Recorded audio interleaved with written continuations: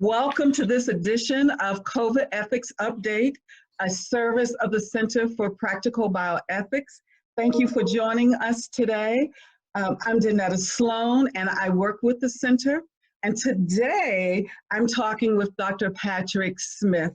Dr. Smith is an associate professor in the Theological Ethics and Bioethics and senior fellow at Kenan Institute for Ethics at Duke University. He has specific academic interest in the areas of bioethics, social ethics, Black church studies, and philosophical theology.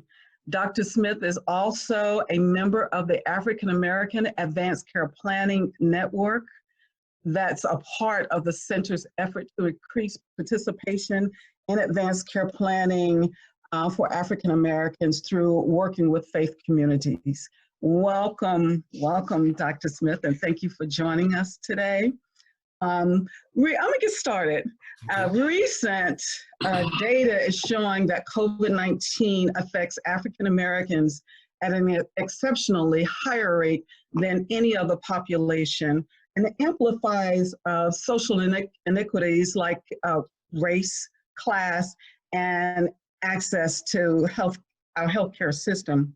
You recently wrote a commentary titled, "What Next? Thinking Ethically About Mitigating COVID-19, a Focus on the Margins," in which you discuss how we're all in this together, but for some, it's not exactly the same, and the long-term impact is very different. Can you talk a little bit more about that comment? So first of all, thank you so much, Dr. Sloan, for having me in this space to have important conversations about deeply relevant and serious matters. So that commentary, so it started off with this idea of, we're all in this together, and what prompted that. So this was early on when our nation was starting to react in different ways to this emerging pandemic.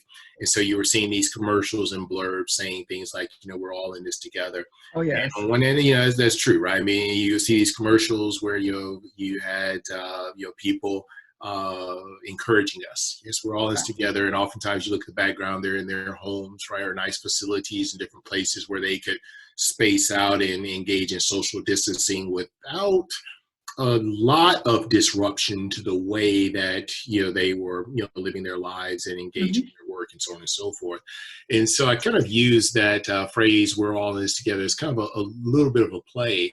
I say, yes, we are all in this together, but not in the same way, right? We think about this, we're all in this together, is to identify the fact that, look, there's a form of solidarity that what affects one or some can impact us all in some ways. It also was highlighting the vulnerabilities that we just have as human beings in human society. Sometimes that's just masked, right?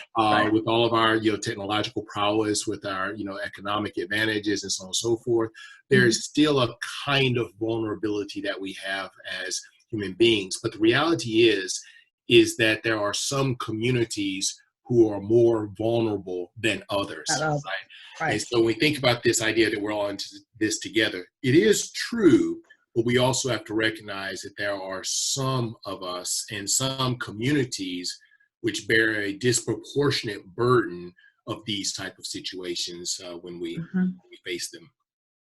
Yeah, and it's really interesting how a pandemic such as what we have now, or other life events on a larger scale, actually will all of a sudden reveal just how wide these disparities are, and it really, I found, catches people off guard, or some people seem so surprised. But many of these disparities, if not all of them, have existed for years and kind of been undercover, But thank you so much for your comments. And I was going to say, Dr. Sloan, I mean, I heard Reverend William Barber just a few weeks ago talk about COVID-19, reveal certain symptoms in the body, and then the inequities that we see in terms of disparities that we see in terms of health through COVID-19 reveal some of the symptoms of our body politic, to your point about these Yes. ongoing disparities that we face. Mhm, mhm. Thank you for that. You know, you also talk about, and what I found really interesting is that you talk about the view about justice and the principles of redress. And I really like the principles of redress. Can you tell us more about, number one, that principle, and number two, how we can use that principle, how you feel that we should approach our, not just the current situation, but the overall problem of the disparities that we see? Yes, I mean, this idea of principle of redress is just the notion of, look, I mean, any way forward in these, kinds of moments that you're trying to approximate greater, or lesser forms of justice need to take into account and full consideration the existing situation where individuals and communities are. And then look in terms of what is a moral vision of maybe where you want to be as to understand how we do life together, and then begin to think about principles that can enact either policies, procedures, behaviors, distribution of resources that can begin to approximate those ends.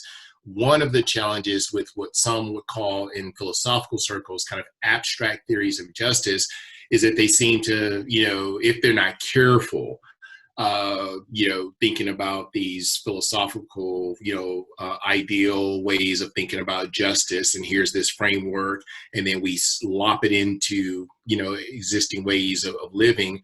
And what inadvertently happens at times is that can further exacerbate existing inequities, right? And so what a principle of redress is encouraging us to do is to say, let's look at concrete material forms of justice. Let's start with where things are, with the way the world is.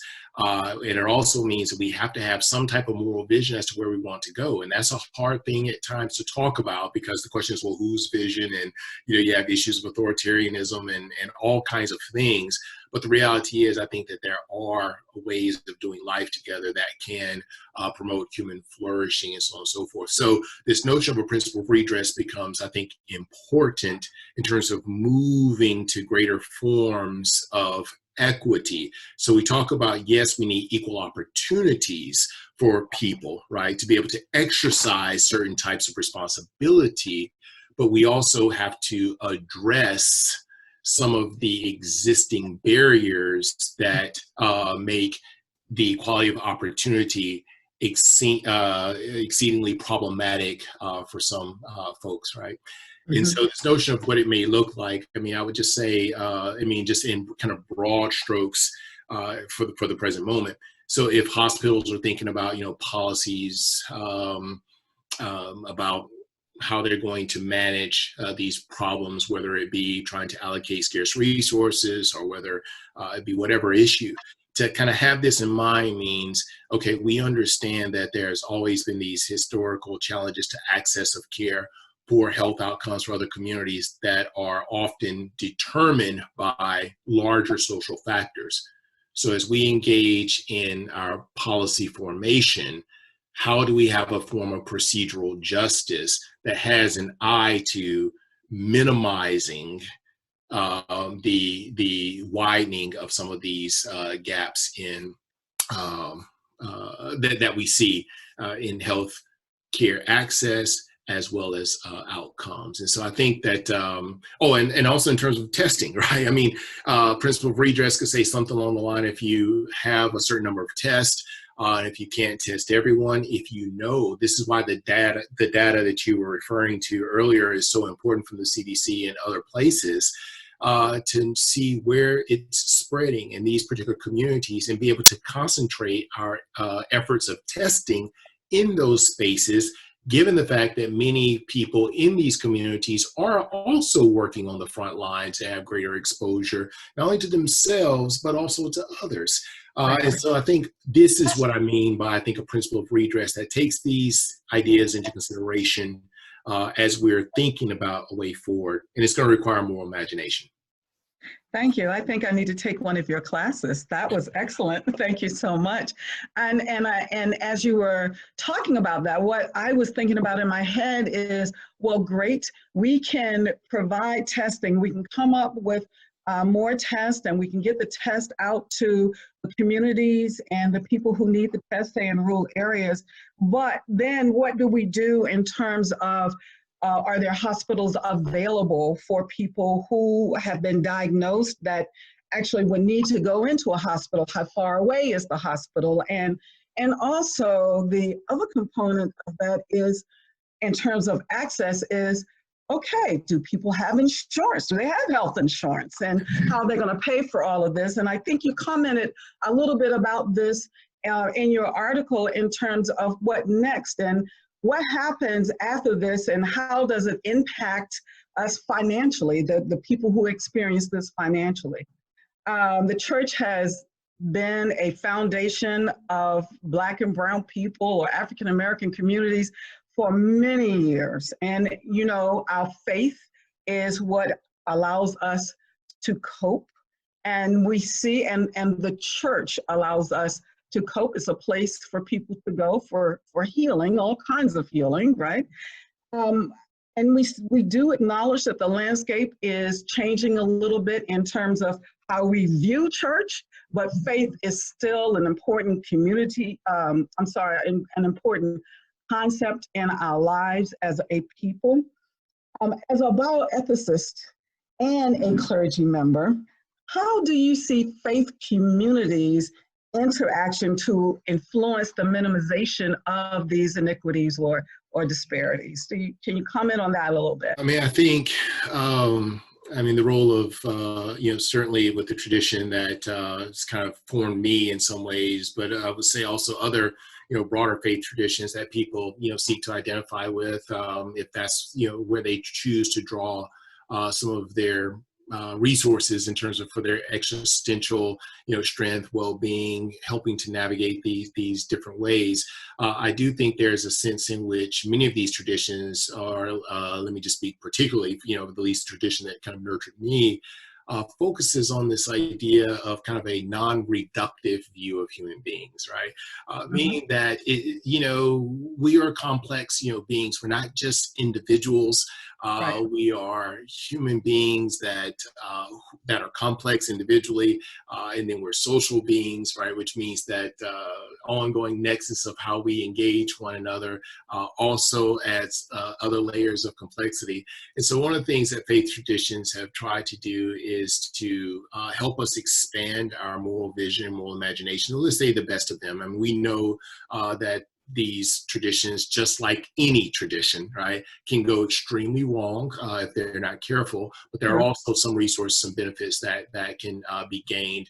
And so, again, there's a sense in which some of these traditions have had to think about how do you speak truth in a context where maybe people don't want to hear the truth, or how do you highlight those things that are maybe uncomfortable and helping us to be more comfortable with being uncomfortable, right? And so in the tradition that nurtured me is kind of, African American, religious experience, there is this notion of the tragic, right, that comes up to say, you know what, the world in which we live, we navigate is kind of messy.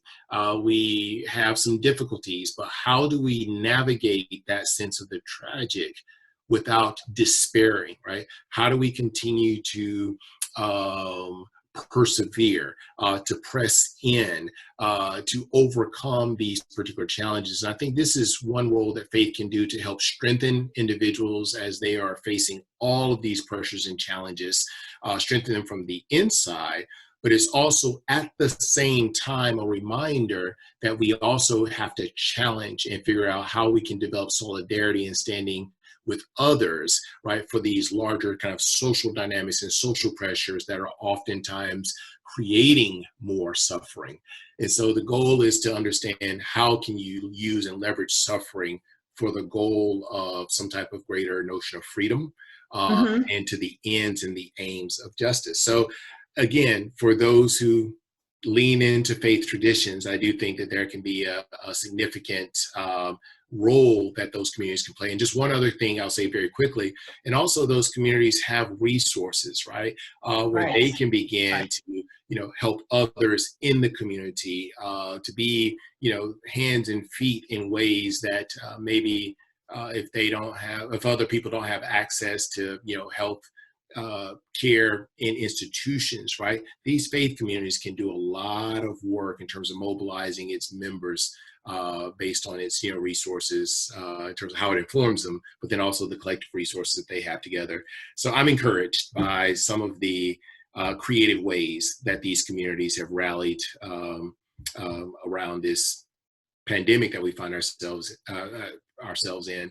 And I'm also lamenting and certainly concerned about many of the smaller organizations and churches who are having trouble materially and financially as well. So a lot of work for all of us to do.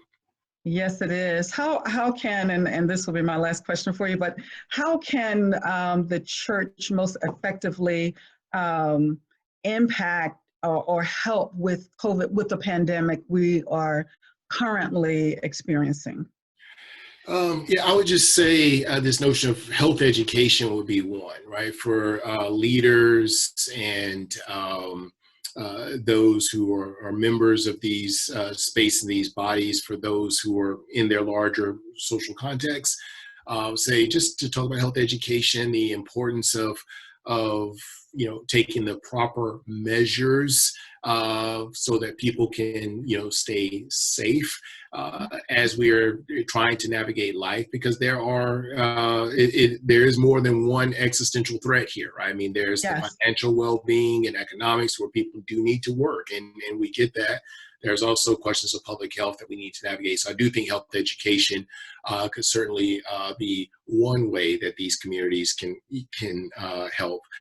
And I would love to have another conversation with you a little later on about what you feel that the pandemic has caused, us as a people to change our health behavior. That'll be part 2, okay?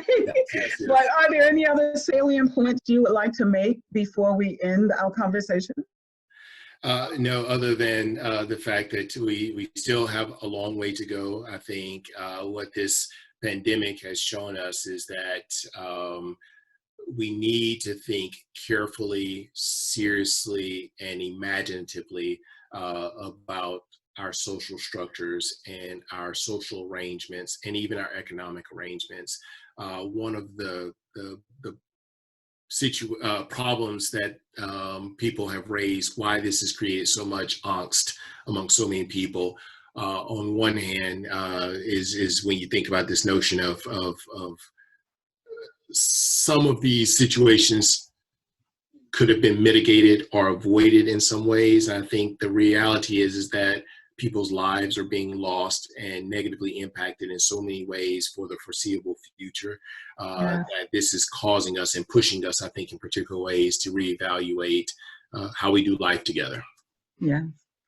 Thank you so much, Dr. Smith, for taking time to talk with me today. And I look forward to maybe having another conversation in the future. And thank you for joining this edition of COVID Ethics Update, a service of the Center for Practical Bioethics. If you have questions, ideas, comments, or suggestions for future editions, please email us at covid@practicalbioethics.org. And please don't forget to subscribe to our YouTube channel and sign up to receive COVID ethics updates in your inbox. Have an excellent day, be safe, and be well.